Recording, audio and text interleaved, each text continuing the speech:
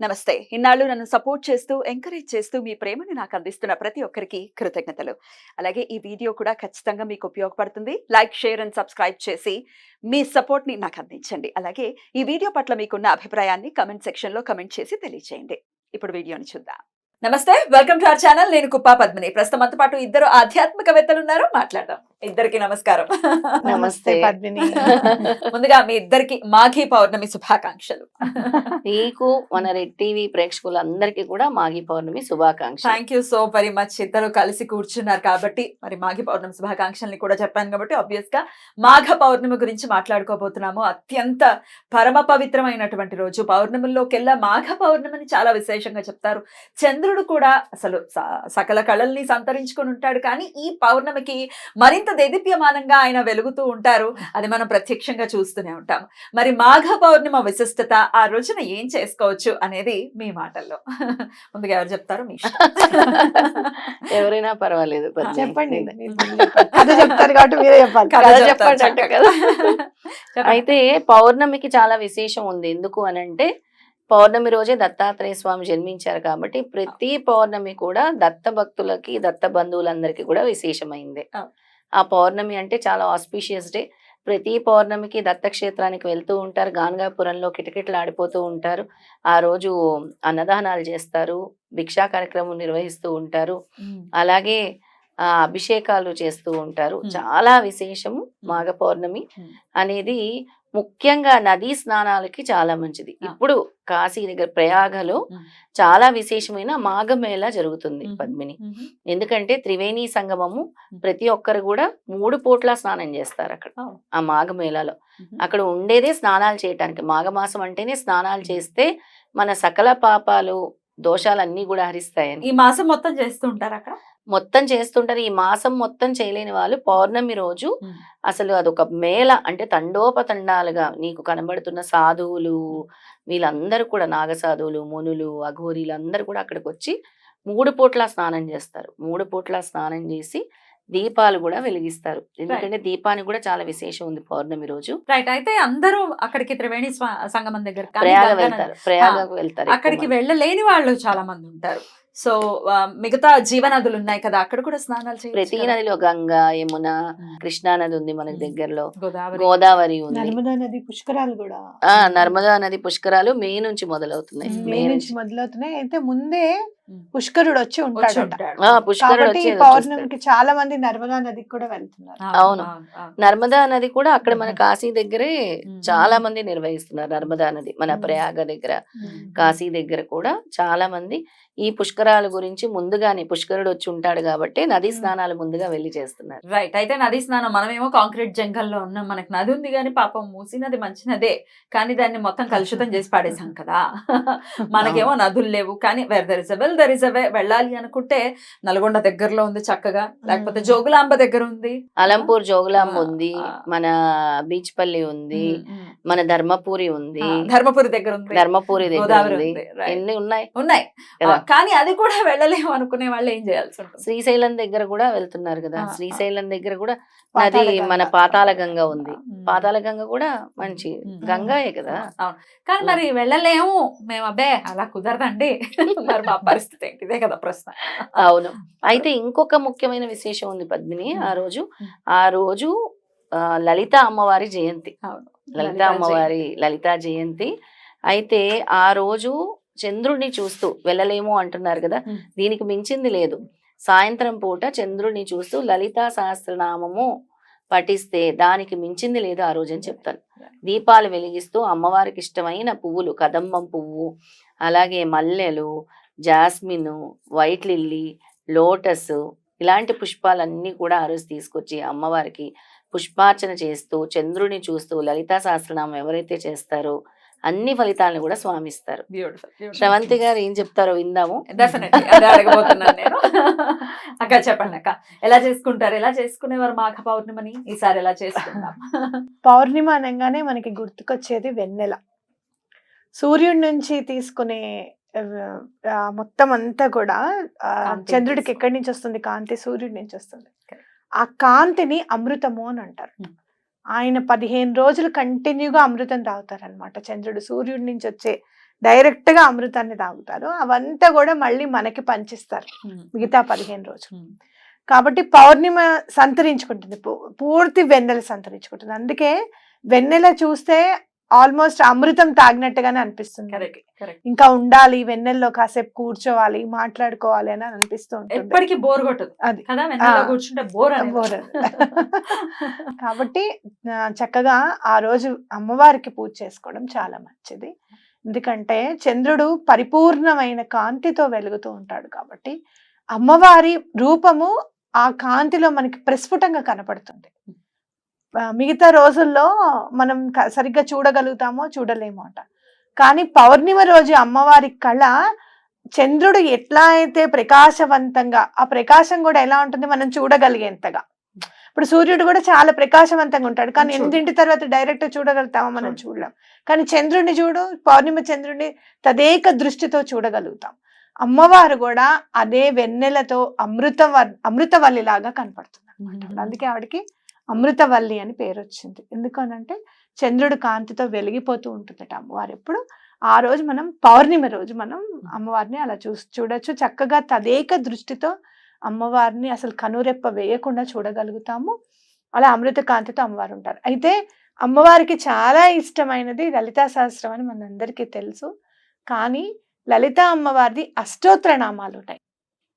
మీరు చదివితే సహస్రం చాలా ఈజీగా చదివేసుకుంటాం, కానీ అష్టోత్తర నామాలు చాలా పెద్దవిగా ఉంటాయి, చాలా కష్టంగా ఉంటాయి. ఒక్కటి ఇక్కడ స్టార్ట్ చేస్తే ఆల్మోస్ట్ ఈ బుక్ లో 1 లైన్ కంప్లీట్ అయిపోతుంది చిన్నగా రాస్తే, అంత పెద్దగా ఉంటుంది అనమాట. కానీ ఆ అష్టోత్తరంలో చాలా బీజాక్షరాలు ఉన్నాయి. ఏవైతే పలికితే మన ప్రాబ్లమ్స్ అన్ని సాల్వ్ అయిపోతాయో ఆ బీజాక్షరాలన్నీ ఉన్నాయి అన్నమాట. కాబట్టి అష్టోత్తరం చదువుకుంటే కూడా చాలా మంచిది. అయితే ఎప్పుడు కూడా వెన్నెల్లో నేను కొబ్బరికాయ దీపం పెట్టమని చెప్తాను. ఈ మాఘమాసం తప్పకుండా పెట్టండి. ఏదైనా బాధ అనేది ఉంటే మనసుతో జోడించుకొని ఉంటుంది. ఏ బాధ అయినా చూడు, మానసిక ప్రశాంతత ఉండదు. ఆర్థిక ఇబ్బందులు ఉంటాయి, మానసిక ప్రశాంతత ఉండదు. పిల్లల మాట వినకపోతే మానసిక ప్రశాంతత ఉండదు. ఏదైనా మనసుకు సంబంధించింది బాధ. చివరికి ఆ మనసులో బాధ ఎలా ఉంటుందో తెలుసా?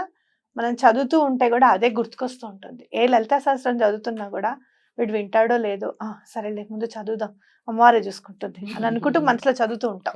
ఆ మానసిక ప్రశాంతత అనేది రావాలి అని అంటే ఆ చంద్రుడికి దీపాన్ని సమర్పిస్తే మన కర్మ పరిపక్వం అవడానికి అవకాశం ఉంటుంది. కొబ్బరికాయ ఎందుకు ప్రాశస్త్యం అసలు దీపం పెట్టడానికంటే, ఎలా అయితే కొబ్బరికాయ అంత గట్టిగా ఉంటుంది కదా, మరి నీరు ఎలా వెళ్ళింది అసలు? నీరు ఎలా ఉంది ఆ కొబ్బరి బొండంలో? అంత షెల్ ని కూడా తన్నుకుంటూ నీరు వెళ్ళిపోయింది, అవునా?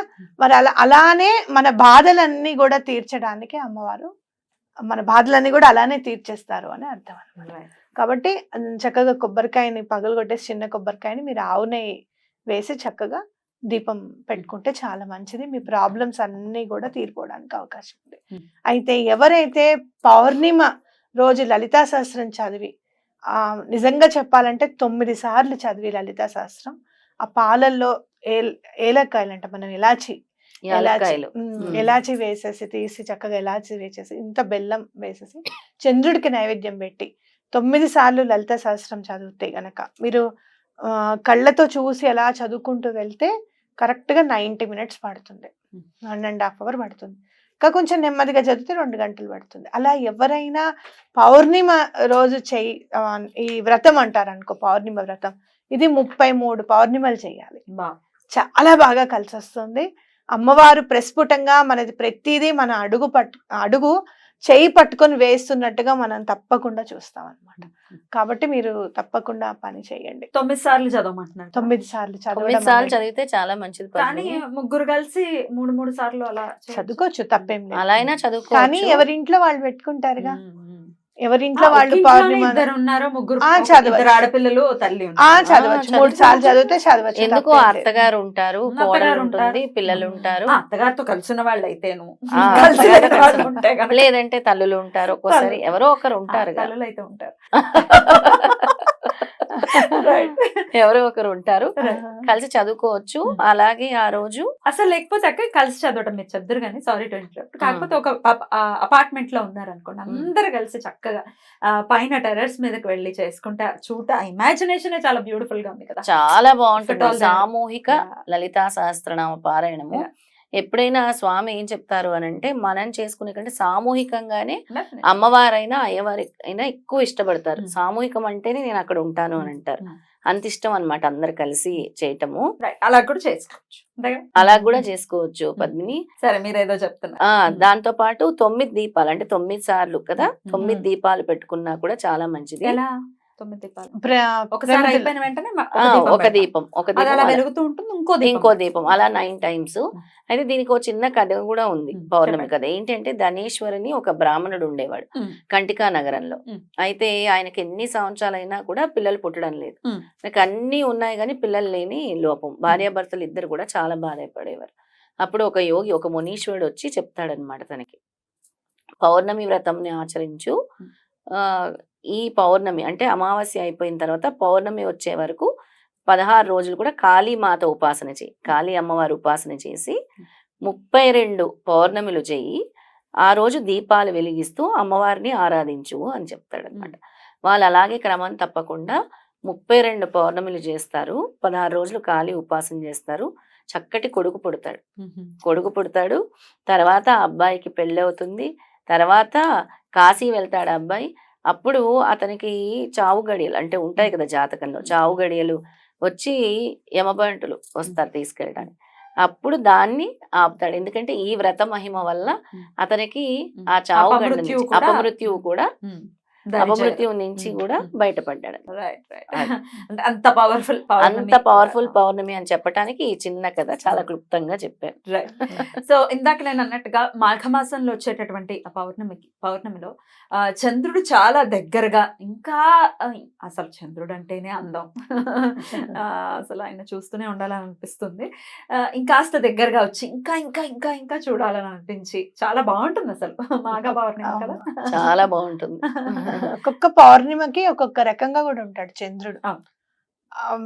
ఇప్పుడు చూసిన అందమైన చంద్రుడు మళ్ళీ ఆషాఢ మాసం ఒక రకమైన బ్లూ కలర్ లో కూడా ఉంటాడు. బ్లూ మూన్ అసలు చాలా డిఫరెంట్ గా ఉంటుంది. మొన్న వచ్చిన పుష్య పౌర్ణమికి రెడ్ గా కనిపించున్నాడు, రెడ్ మూన్ లాగా. అయితే చంద్రుడి యొక్క తేజస్సు కూడా మనకు వస్తుంది అనమాట. అంటే ఇప్పుడు అంధకారంలో నుంచి వెలుగు వస్తుంది. ఇందాక శ్రవంతి గారు చెప్పినట్టు కూడా అమ్మవారు ఎంత కలకల్లాడుతూ ఉంటుందో, ఎంత తేజస్సు ఉంటుందో, ఆ తేజస్సు అనేది అందరికీ కూడా అమ్మవారు ఇవ్వటం జరుగుతుంది. అద్భుతం, చాలా చాలా బ్యూటిఫుల్ గా ఎక్స్ప్లెయిన్ చేశారు. సో ఆ రోజు మాఘ పౌర్ణిమ లలితా జయంతి కాబట్టి లలితా సహస్రనామాన్ని విశేషంగా చేసుకుని, అలాగే చెప్పినటువంటి స్తోత్రం మీ ఓపిక చక్కగా చేసుకుని ఈ మాఘ పౌర్ణిమని మన వాళ్ళందరూ వినియోగించుకోవాలని మనస్ఫూర్తిగా తెలియజేస్తూ thank you so very much ఇద్దరికి. ఏదైనా కూడా మీకు ఒక చంద్రుడు మనక్కారకుడు. ఏదైనా చెయ్యాలి అన్నప్పుడు స్ఫురణకు వస్తుంది, ఇది చేద్దామా, కలువ పూలు పెడదామా. మీకు ఇప్పుడు చూడండి, కొన్నాళ్ళు పోతే లోటస్ లో కూడా అందరూ అమ్మేస్తారు, నాకు గట్టి నమ్మకం ఉంది.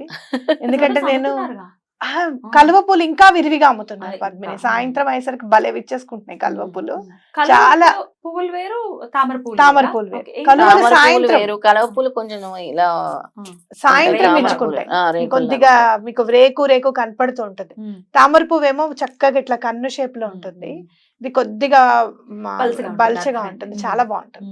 సో కలువ పూలు చాలా దొరుకుతున్నాయి. ఒక కలువ పువ్వు పెడదాం, పౌర్ణమికి ఏదైనా పని అనుకుంటే తప్పకుండా అయి తీరుతుంది. అద్భుతం. Thank you so very much ఇద్దరికి. నమస్తే. నమస్తే.